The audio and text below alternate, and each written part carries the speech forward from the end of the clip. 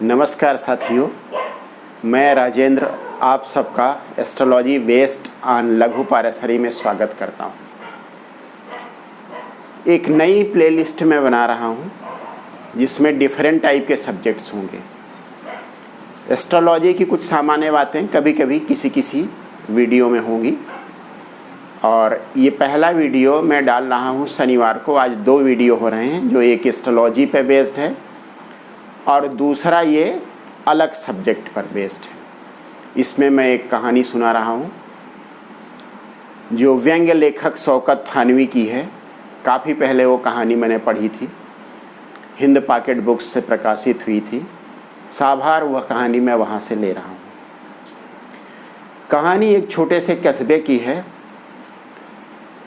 उसमें कल्लू हलवाई रहा करते थे। उनकी मिठाई की एक दुकान थी चौराहे पर। उसी मोहल्ले में हबीब नाम का एक लड़का भी रहता था जो किसान था और खेती करता था। एक दिन हबीब अपने खेतों की तरफ गया हुआ था और चला जा रहा था झूमते झूमते। अचानक उसने नज़रें उठाई सामने देखने के लिए, तो उसे एक आदमी दिखाई पड़ा, भीमकाय, डरावना सा, जैसे अचानक कहीं से प्रकट हो गया हो। उसे देखते ही हबीब के चेहरे पर भय के भाव आ गए। उसके चेहरे पर उतरे हुए भय के भाव देख करके उस डरावने आदमी ने कहा, घबराओ नहीं। हबीब ने पूछा, आप कौन हैं? तो उसने कहा, मैं शैतान हूँ। हबीब ने आगे पूछा कि आप का नाम ही शैतान है या सच में आप वह शैतान हो जो दुनिया की तमाम बुराइयों के लिए जिम्मेदार है? शैतान हंसा। उसने कहा, हाँ, मैं वही शैतान हूँ जिसे दुनिया की तमाम बुराइयों की जड़ समझा जाता है और हर गलत काम के लिए जिसे जिम्मेदार समझाया जाता है। हबीब ने कहा कि गलत नहीं कहा जाता है, तुम गलत करते ही रहते हो, इसलिए तुमको कहा जाता है। वो डर भी रहा था, लेकिन फिर भी सच्चाई उसके मुंह से निकल गई।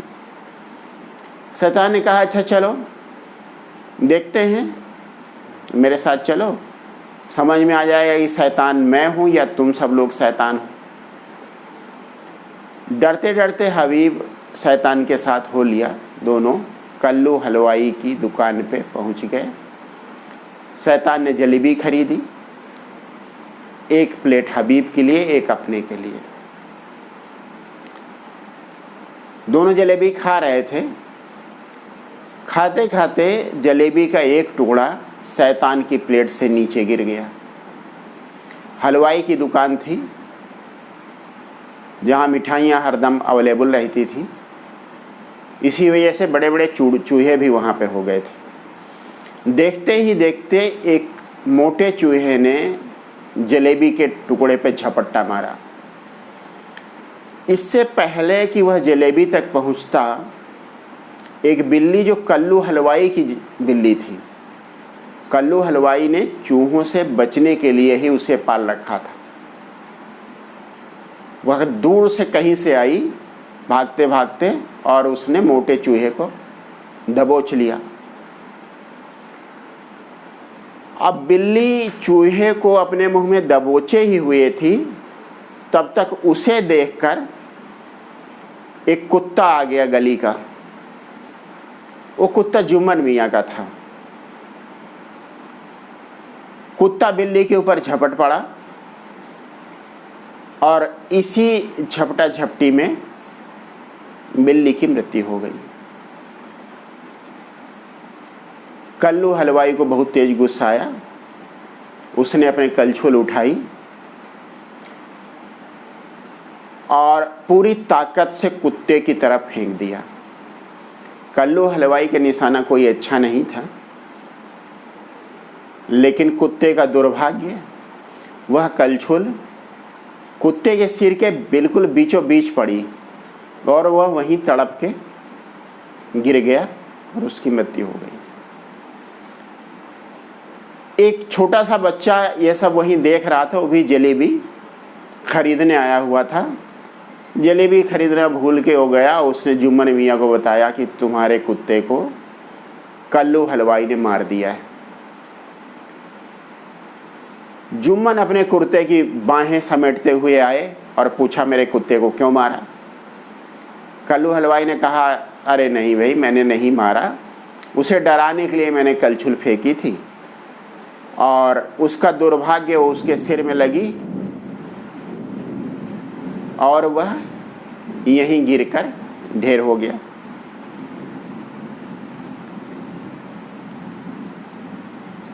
अब जुम्मन मियाँ का प्यारा कुत्ता था, बहुत दिन से उन्होंने उसको पाला पोसा था। उनका गुस्सा और बढ़ गया, वो चिल्लाना शुरू कर दिए। जब वो चिल्लाने लगे तो कल्लू हलवाई भी जोर जोर से बोलने लगा। अब इस बातचीत में जुम्मन मियाँ थोड़ा सा भारी पड़ रहे थे, जिसको देख के कल्लू हलवाई की मदद के लिए उसके घर के लोग भी आ गए। जब उसके घर के लोग आ गए और कल्लू का जोश और बढ़ गया, जुम्मन मियाँ कमज़ोर पड़ने लगे, तो जुम्मन मियाँ के घर के लोग वहाँ इकट्ठे हो गए और बात गाली गलौज तक पहुँच गई। धीरे धीरे करके मोहल्ले के और लोग इकट्ठे हो गए, कुछ कल्लू हलवाई के साथ और कुछ जुम्मन मियाँ के साथ।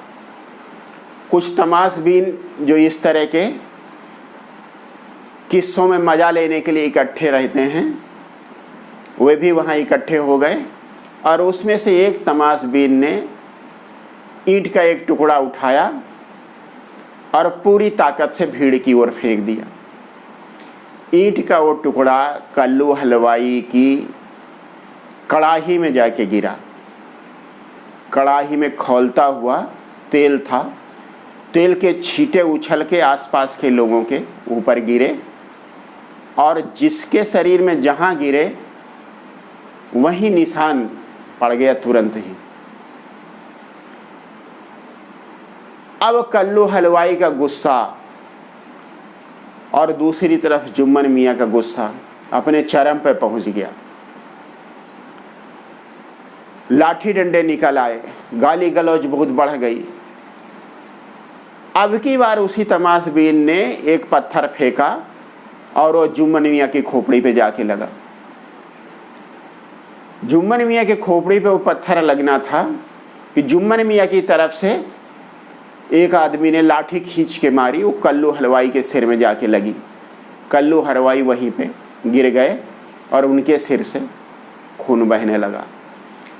भीड़ लगातार बढ़ रही थी, जैसा कि होता ही है। जब मामला काफ़ी बढ़ गया तो पुलिस वहाँ पहुँची और तब तक भीड़ काफ़ी बढ़ गई थी। धीरे धीरे मामला जो एक व्यक्तिगत लड़ाई या बिना जाने समझे शुरू की गई लड़ाई थी, वह हिंदू मुस्लिम की लड़ाई बन गई। कल्लू हलवाई और जुम्मन मियाँ की। पुलिस के लिए कंट्रोल करना मुश्किल हो रहा था। उसने हवा में फायरिंग की, लेकिन भीड़ नहीं मानी। मजबूर होके पुलिस के जवानों ने भीड़ पर फायरिंग की। कुछ लोग वहीं गिर गए और भीड़ भगदड़ मच गई। भीड़ में भगदड़ की वजह से कुछ लोग और गिरे और जख्मी हो गए। बाद में उन्हीं पुलिस वालों ने उनको उठाया और अस्पताल पहुंचा।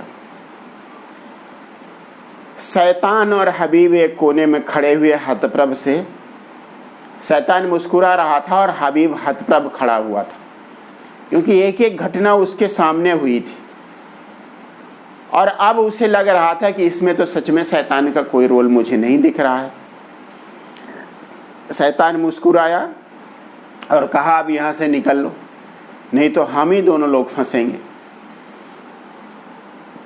वो चल पड़े।